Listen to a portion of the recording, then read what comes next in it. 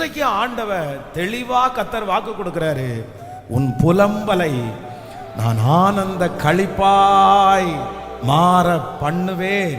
இந்த சத்தத்தை கேட்கிற யாரு ஒருவேளை புலம்பிட்டே இருக்கலாம். நீங்க உங்க பிள்ளைய குறிச்சு நீங்க புலம்பலாம், உங்களுடைய கடன் பிரச்சனையை குறிச்சு நீங்க புலம்பலாம். யாராவது ஒருத்தரை பார்க்கும்போது உடனே அந்த காரியத்தை தான் உங்களுக்கு ஞாபகம் வரலாம். ஏன் சொன்னேன்னு உங்களுக்கு தெரியாது, எதுக்கு அவங்கள்ட்ட ஷேர் பண்ணீங்கன்னு கூட தெரியாது.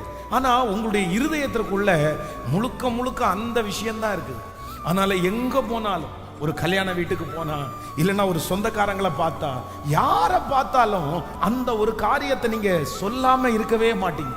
என் பையன் இந்த மாதிரி இருக்கிறான், என் பொண்ணு இந்த மாதிரி இருக்கிறா, இந்த மாதிரி ஒரு ஜெபம் பண்ணுங்க, இந்த காரியத்திற்காக ஜெபம் பண்ணுங்க.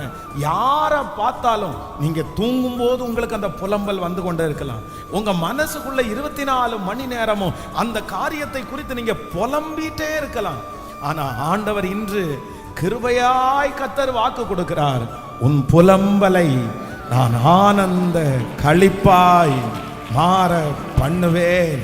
நீங்கள் புலம்புகிறது இல்லை, இனி கர்த்தர் புலம்ப விடமாட்டார்.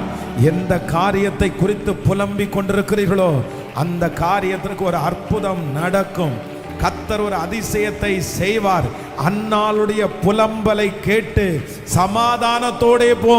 நீ இஸ்ரவேலின் தேவனாகிய கர்த்தரிடத்தில் புலம்பின அந்த காரியத்தை, சொன்ன அந்த காரியத்தை கர்த்தர் நிறைவேற்றினார் என்று வாக்கு கொடுத்த அந்த வார்த்தை உங்களுக்கு நேராய் வருகிறது. ஹல்லேலூயா. இந்த புலம்பல் சீக்கிரமாய் மாறப்போகிறது. இந்த புலம்பல் வேதம் சொல்லுகிறது களிப்பாய் மாறப்போகிறது. இப்பொழுது நீங்கள் புலம்புகிறீர்கள், ஆனா கர்த்தர் வாக்கு கொடுக்கிறார், அந்த புலம்பல் உங்களுக்கு களிப்பாய் மாறப்போகிறது. இனி உங்களுடைய சத்துருக்களையும் தேடி நீங்கள் காண்பதில்லை. உங்க சரீரத்தை குறித்து இனி நீங்க புலம்ப வேண்டிய அந்த சூழ்நிலையை கர்த்தர் வைக்க மாட்டாரு. இனி அந்த பிள்ளையை குறித்து நீங்க புலம்ப போறது இல்லை, அந்த கடனை குறித்து இனி நீங்க புலம்ப போறது இல்லை.